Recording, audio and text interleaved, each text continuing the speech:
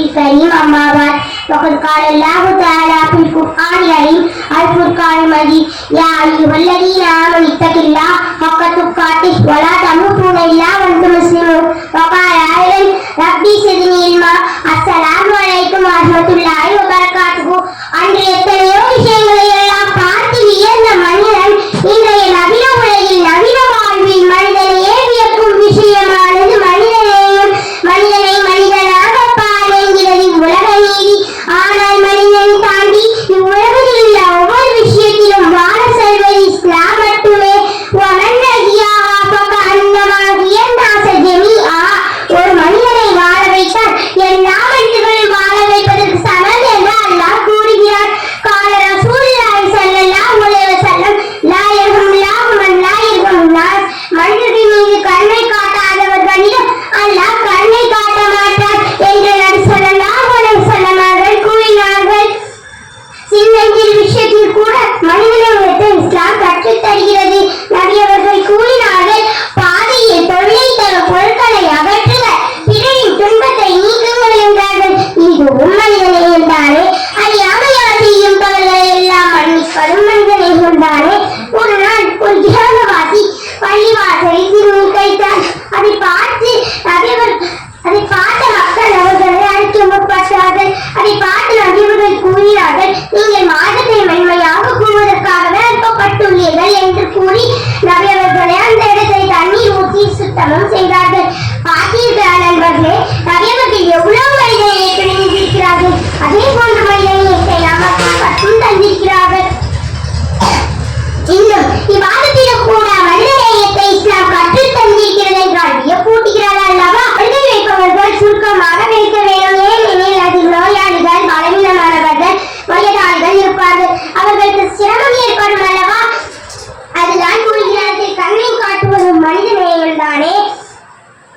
ஒரு நாள் ஒரு மனிதனுக்கு தாகம் எடுத்ததால் கிணத்தடியிலிருந்து தண்ணீரை குடித்தார். அவர் அங்கிருந்த நாயை பார்த்து அதற்கு தாகம் எடுத்தது என்று உணர்ந்து அந்த நாய்க்கும் தண்ணீரை வைத்தார். இந்த சம்பவத்தை பார்த்து நபி அவர்கள் கூறினார்கள், அந்த மனிதர் சொர்க்கத்தையும் நன்மையும் வழங்குகிறார். இன்னும் இஸ்லாம் கூறும் மனிதநேயத்தை நாம் பேசிக்கொண்டே போகலாம். இந்த இஸ்லாம் கூறும் மனிதநேயத்திற்கான சொர்க்கத்தையும் நன்மையும் வழங்குகிறார். அதை நாம் பெற்றுக்கொண்டு வெற்றி பெறுவோமா என்று கூறி பெறுகிறேன். வாஹிதவான அல்ஹம்துலில்லாஹி ரப்பில் ஆலமீன். அஸ்ஸலாமு அலைக்கும் வரஹ்மத்துல்லாஹி வபரகாத்துஹு. அஸ்ஸலாத்து வஸ்ஸலாமு அலா மன் நபியல்லாஹ் அம்மா பஅத். ஃபகத் கால அல்லாஹு தஆலா ஃபீ குர்ஆனில் அலீம் வல் ஃபுர்கானில் மஜீத். நான் இப்போது உங்கள் முன் மனிதநேயம் போற்றும் இஸ்லாம் என்ற தலைப்பில் பேச வந்துள்ளேன். மனிதனிடத்தில் இருக்க வேண்டிய முக்கியமான பண்பு மனிதநேயம். மனிதநேயம் என்றால் மனிதன் மற்ற மனிதர்களை ஆடு மாடுகளை போல் நடத்தாமல் மனிதனாக நடத்துவதாகும்.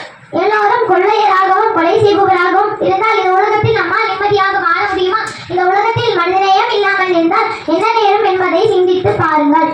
அந்த மனித நேயத்திற்கு உதாரணமாக டிசம்பரில் நம் மாவட்டங்களிலும் மற்ற மாவட்டங்களிலும் வந்த பெருவெள்ளத்தை எடுத்துக்கொள்வோம். இதில் எத்தனையோ மக்கள் வீடுகளை இழந்து உண்ண உணவில்லாமல், உடுத்த உடை இல்லாமல், படுக்கை இடமில்லாமல் தவித்தனர். அப்போது நம் சமுதாய மக்கள் எந்த ஒரு உதவியும் எதிர்பாராமல் அவர்களே முன்வந்து பல பொருட்களை வீடு தேடி கொடுத்தார்கள். பள்ளிவாசல்களை கூட மாற்று மத சகோதர சகோதரிகளுக்காக திறந்து விட்டார்கள். அப்போது சில மனிதநேயம் மற்ற மனிதர்கள் மக்களுக்கு சேர வேண்டிய நிவாரணப் பொருட்களை கொள்ளையடித்தார்கள். மேலும் நபி ஸல்லல்லாஹு அலைஹி வஸல்லம் கூறுகிறார்கள், தன் அண்டை விட்டார் யாராக இருந்தாலும் பசித்திருக்கும் போது தான் மட்டும் என்பவர் நம்பிக்கையாளராக இருக்க முடியாது என்று கூறுகிறார்கள். மக்களுக்கு இரக்கம் காட்டாதவர்களுக்கு அல்லாஹ் இரக்கம் காட்ட மாட்டான். பாதையை கடக்கும் போது பெரிய கல்லோ அல்லது முள்ளோ என்றால் கூட அதை கற்ற நாம் முன் வர வேண்டும். போர்க்களத்தில் கூட மனிதநேயம் கொள்ள வேண்டும் என்று இஸ்லாம் கூறுகிறது. போரில் பெண்களையும் சிறுவர்களையும் கொள்வதை தடுக்கிறது. ஆனால் இப்போது பாலஸ்தீனில் பெண்களையும் குழந்தைகளையும் கொன்று குவிக்கிறார்கள். ஒரு மனிதனை வாழ வைத்தவர் எல்லா மனிதர்களையும் வாழ வைத்தவர் போலாவர். அல் குர்ஆன் 5:32. அடுத்ததாக இஸ்லாம் கூறும் மிக முக்கியமான ஒன்று ஜாதி மத பேதமின்றி நடத்த வேண்டும். இதற்கு உதாரணமாக மணிப்பூரில் நடந்த சம்பவத்தை எடுத்துக்கொள்வோம். மேல்சாதி மக்கள் மலைவாழ் மக்களை சொல்ல முடியாத அளவிற்கு துன்புறுத்தினார்கள். ஆனால் நம் இஸ்லாமிய சமுதாயத்தில் மட்டும்தான் ஏழை பணக்கார பிரிவு என்று பாராமல் எல்லோரும் ஒன்றாக நின்று இறைவனை வணங்குகிறோம். இதனை போல் மனிதநேயம் மார்க்கம் உலகத்தில் இல்லவே இல்லை. எனவே இம்மையிலும் அண்மையிலும் மனிதனையும் காட்டி இம்மையும் அண்மையிலும் வெற்றி பெறுவோமாக. எனது பிரார்த்தித்தவளாக எனது உரையை முடிக்கிறேன். மாஹி தவானா அல்ஹம்துலில்லாஹி ரப்பில் ஆலமீன்.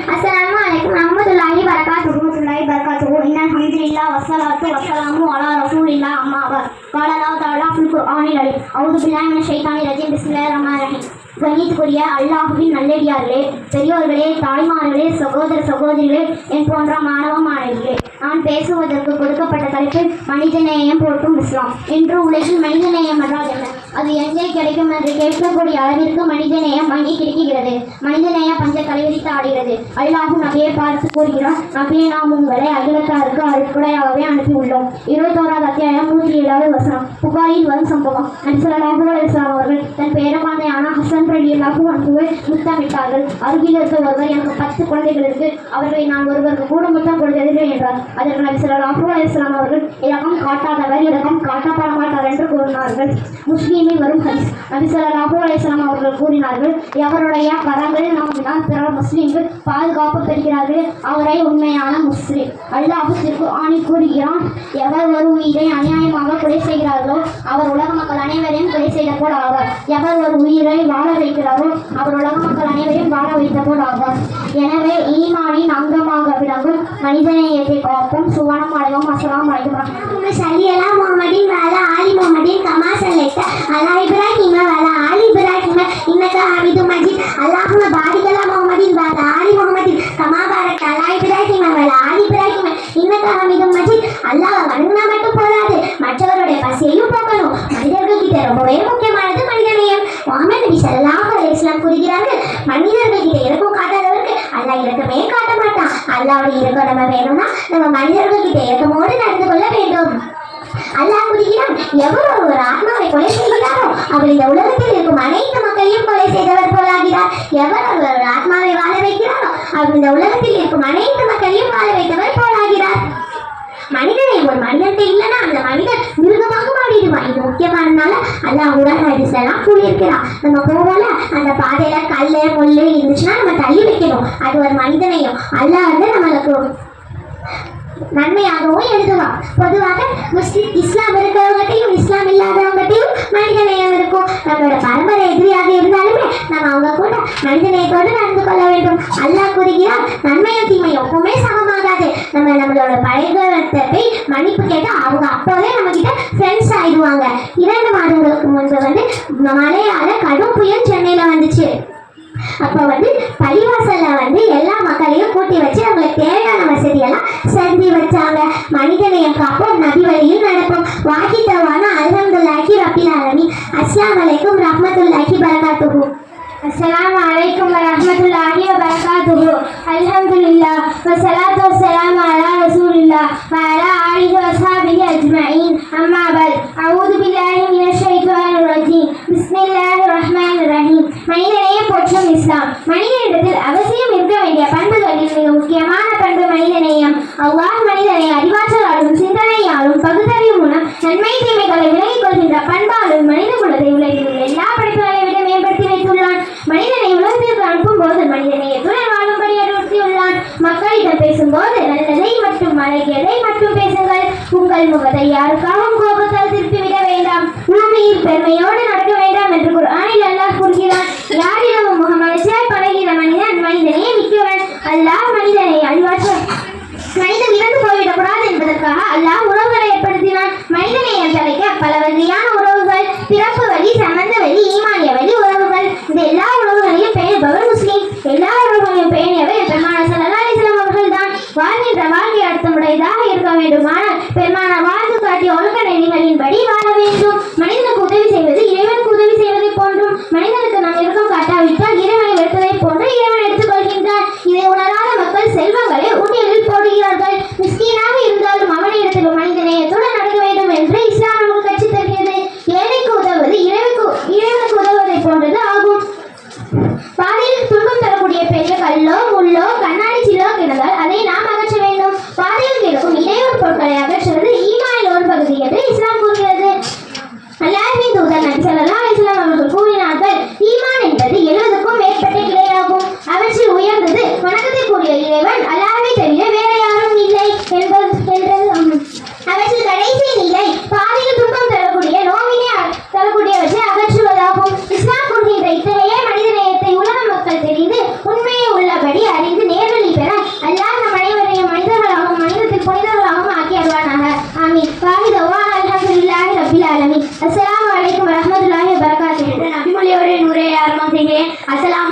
வரஹ்மத்துல்லாஹி வபரகாத்துஹு.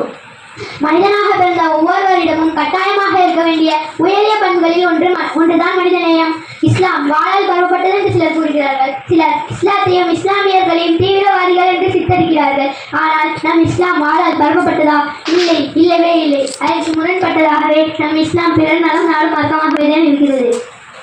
அன்னஹு மன் கதல நஃப்ஸன் பிகைரி நஃப்ஸின் வஅஃபஸாரின் ஃபில் ஃபகஅன்னமா கதல நாஸ ஜமீஆ.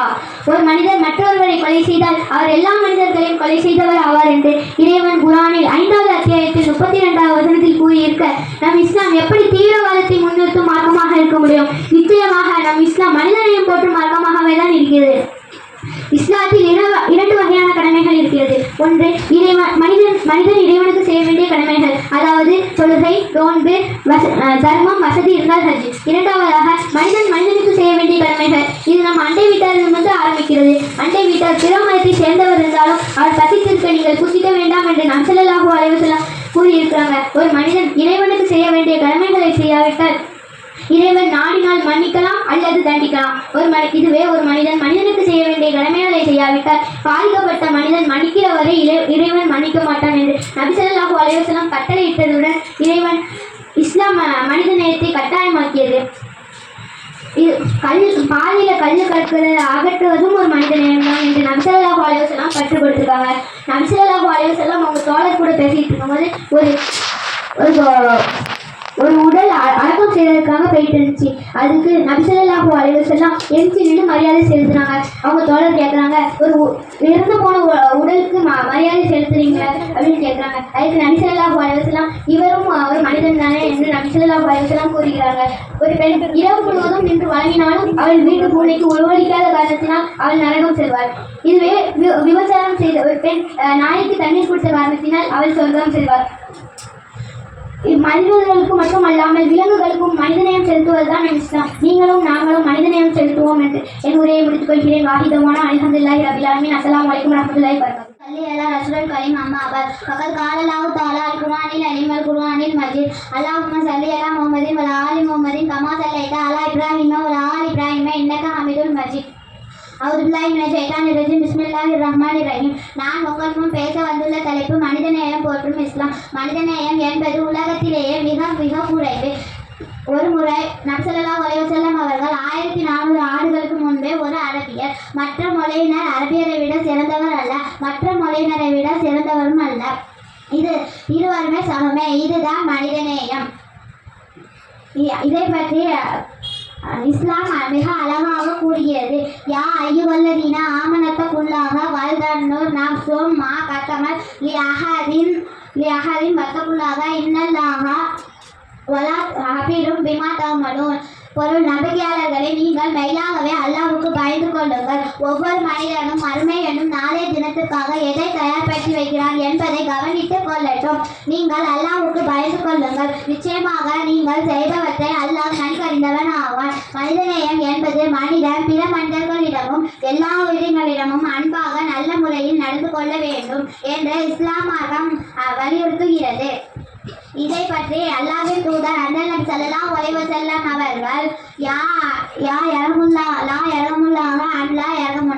எவர் மக்கள் மீது இரக்கம் காட்டவில்லையோ அவர் மீது அல்லாஹ் இரக்கம் காட்ட மாட்டான் என்று கூறியுள்ளான். மேலும் ஈமானில் 70க்கும் மேற்பட்ட கிளைகள் உள்ளன.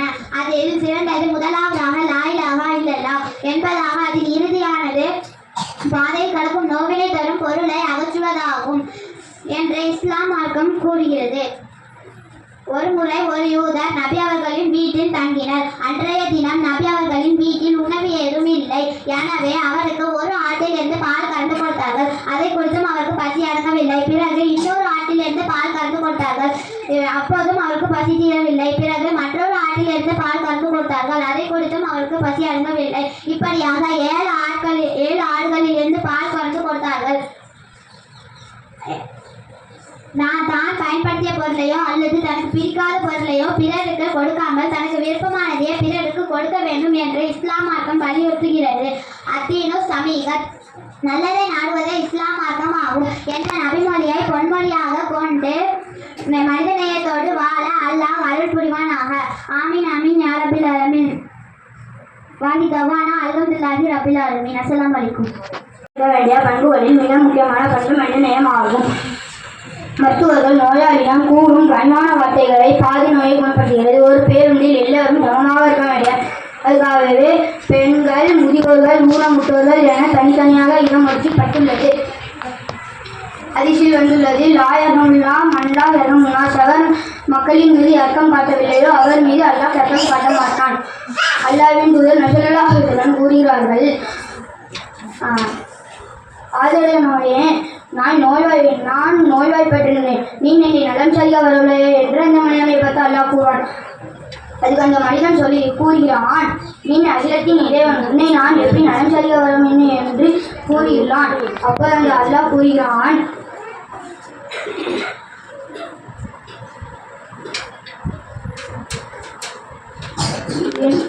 என்னுடைய இந்த அடியான் நோய்வாய்ப்பட்டிருந்தான், அவனை நீ நிலம் சரியாக சென்றிருந்தால் அங்கு நீ கண்டிருப்பை.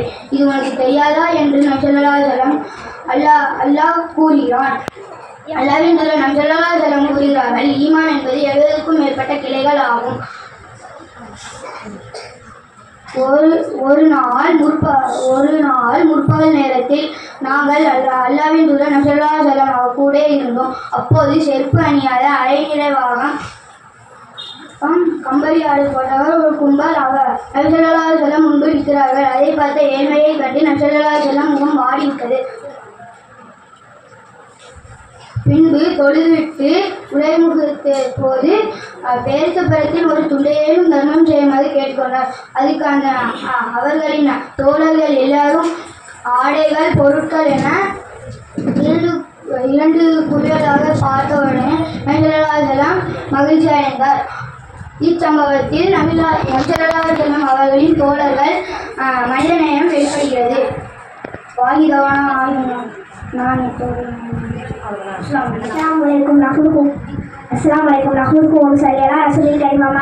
நான் உங்கள் மத்தியில் பேச எடுத்துக்கொண்ட தலைப்பு மனிதனை போற்றும் இஸ்லாம். மனிதநேயம் என்றால் நல்ல பண்பாடு, குணங்கள், மற்றவரை தன்னை போன்று நினைப்பது, மற்றவரிடம் நிதானமாக நடந்து கொள்வது, இவைகளுக்கு மனிதநேயம் என்ற பெயர். மனிதநேயத்திற்கு நேர்வழி காட்ட வந்த நபியவர்கள் மனிதநேயத்துடனும் நீதியும் தாமும் அது மட்டும் இல்லாமல் பிற விரும்பமான வாழ சொன்னார்கள். ஆனால் இன்று மனிதர்கள் தாமும் தம் குடும்பத்தினரும் நன்றாக இருந்தால் போதும், மற்றவர்களை கேள்வித்தால் எனக்கு என்ன என்று வாழ்கிறார்கள். இதுதான் மனிதநேயமா? மனிதநேயத்திற்கு நபியவர்கள் இவ்வாறு குறிப்பிடுகிறார்கள், யார் மனிதர்கள் மீது இரக்கம் காட்டவில்லையோ அவர்கள் மீது அல்லாஹ் இரக்கம் காட்ட மாட்டான் என்று. பூமியில் உள்ளவர்கள் மீது இரக்கம் காட்டுங்கள், வானத்தில் உள்ளவர்கள் உங்கள் மீது இரக்கம் காட்டுவார்கள். உலகில் மனிதனுடைய உயிரை மதிப்பு மிருகத்தை விட கேள்விப்பட்டதாகிவிட்டது. ஆனால் அல்லாஹ் அல் குர்ஆன் 5ஆம் அத்தியாயம் 32ஆம் வசனத்தில் அஜிலி நாளிகள் கத்தபினா அலா பனி இஸ்ராயில, ஒரு உயிரை அநியாயமாக அழிப்பவன் ஒரு சமுதாயத்தையே அழிப்பவனாவான், ஒரு உயிரை வாழ வைப்பவன் ஒரு சமுதாயத்தையே வாழ வைப்பவனாவான். மனிதநேயத்தை இஸ்லாம் தான் கற்றுக்கொள்கிறது என்பது எந்த மாற்ற கருத்தும் இல்லை. நபி ஸல்லல்லாஹு அலைஹி வஸல்லம் அவர்கள் காட்டி தந்த வழிமுறைகளை விட்டுவிட்டு இது நாம் இஸ்லாத்தில் இல்லாத புது புது முறைகளை நாம் பின்பற்றி செய்கிறோம் என்பது மிகப்பெரிய வேதனை என்றுதான் சொல்ல வேண்டும். நபி ஸல்லல்லாஹு அலைஹி வஸல்லம் அவர்கள், யார் உன்னை துண்டிக்க வாழ்கிறானோ அவனிடத்தில் நீ சேர்ந்து வாழ், யார் அடிமை விளைக்கிறானோ அவனை மன்னித்து விடு, யார் உனக்கு தீங்கு செய்கிறானோ அவனுக்கு நீ உபகாரம் செய் என கூடிய மனிதநேயத்தை பலப்படுத்தினார்கள். உங்களில் ஒருவர் தொலைத்தால் சுருக்கமாக தொலை வைக்கவும், ஏனென்றால் வயதானவர்களும் ஊனமுற்றவர்களும் நோயாளிகளும் பின்பற்றி வருகிறார்கள். எனவே மனிதநேயத்தை நபியவர்கள் தொழுகையிலும் போதிக்கிறார்கள். எனவே இஸ்லாம் கூறும் மனிதநேயத்துடன் நாம் வாழ்வதற்கு எல்லாம் உள்ள அல்லாஹ் அருள் புரிவானாக என்று நான் துஆ செய்து என் உரையை முடித்துக் கொள்கிறேன். வாஹிதாவான் அல்ஹம்துலில்லாஹி ரப்பில் ஆலமீன். அஸ்ஸலாமு அலைக்கும்.